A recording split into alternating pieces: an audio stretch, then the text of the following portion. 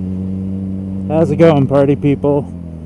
It is your favorite fat dude living in Hollywood, or Hollywood adjacent, a Hollywood. Right now I'm just heading over to the Sajita Annex, which I find to be the best ramen shop in Los Angeles. Lots of people disagree, lots of people are wrong. I wanted to go ahead and make this video to as a partial explanation and a partial rationalization of how I've been wasting my last couple of weekends. So, as some of you may know, I'm looking to go on a motorcycle trip to Seattle. This would definitely be the longest trip I've ever gone on, and would put me square in the Iron Butt Association, at least unofficially.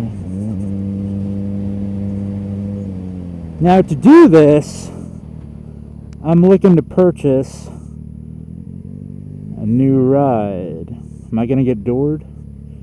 I might get doored. So, in order to do this, I'm looking to get a sport touring bike. Now, some of you, at least one of you, asked, "Hey, FatHollywoodBiker, what's wrong with Hannah, my FZ6R, which I made a video about that I think you could watch if you click here. We'll see. I'm not that good with this shit. I'm a nub. I'm a moto vlogging nub.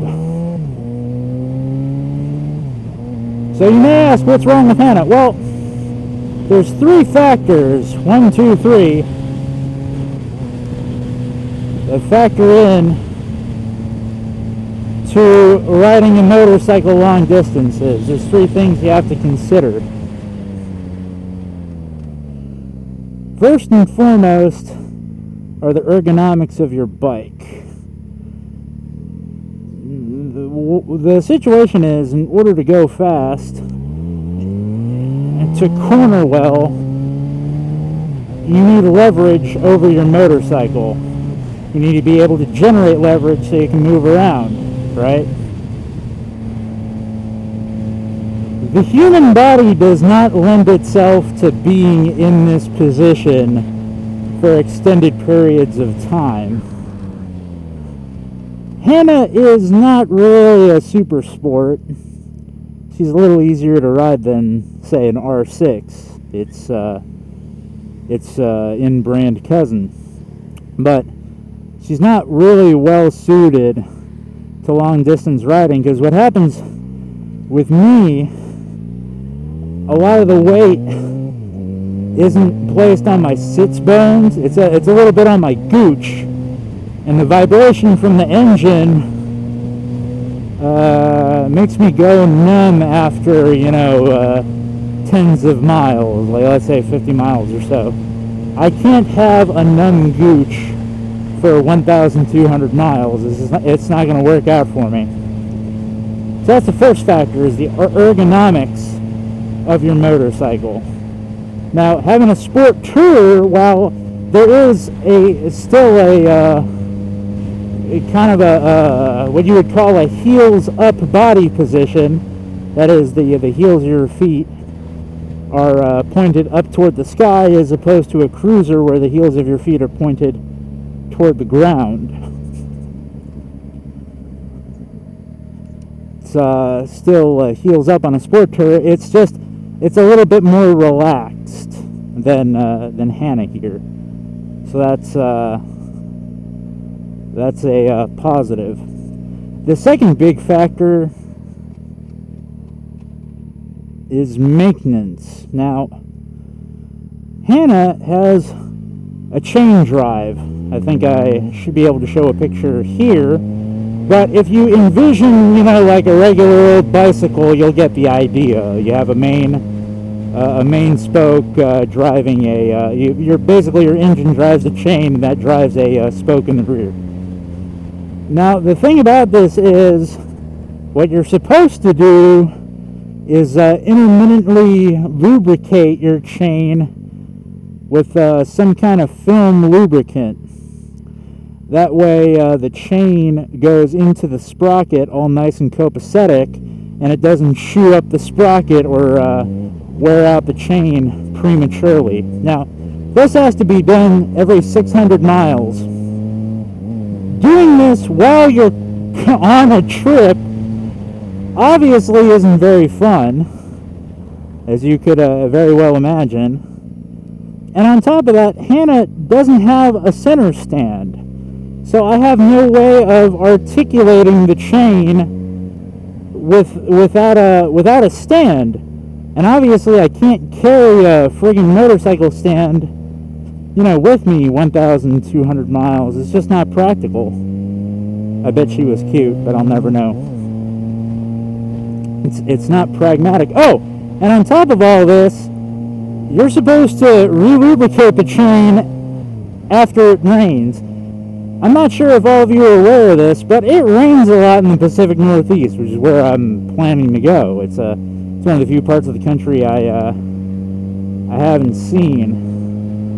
So there's that. Yeah, FatHollywoodBiker here, folks. Just one thing I forgot to mention. The reason why we care about the chain so much is if it becomes damaged and comes off, it could get jammed up in the rear wheel and send you careening, or take out a piece of your adjacent, the leg that's adjacent to the chain. In the case of Hannah, it'd be the left leg.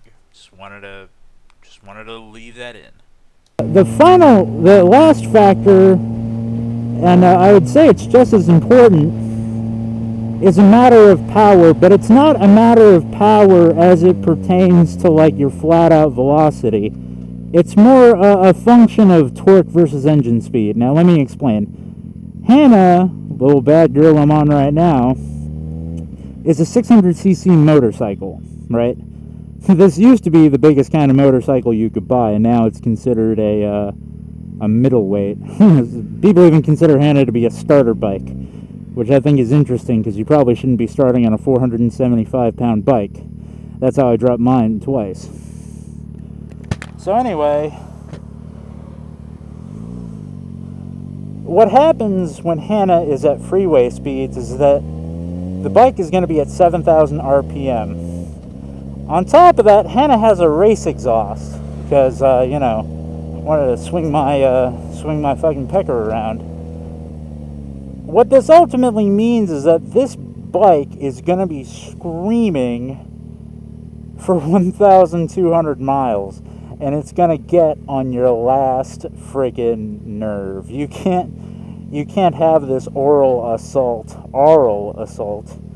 against your person for such a sustained period amount of time. It's crazy making. So, with all these factors in mind and prior experience of renting out a BMW R1200 RT, I kind of learned the joys of riding a rich man's motorcycle for an extended period of time. So, the way I've been wasting my time... Where the fuck am I? Is this a nice part of West LA? I don't even know where I'm at. I think I'm in Central LA, maybe, shit. What I've been trying to do is to buy a used sport touring motorcycle. I would say try, but, you know, it's more like I've been floundering at buying... I totally cut that guy off. That was fucked up. You gotta pay more attention. I've been failing spectacularly at buying a used motorcycle.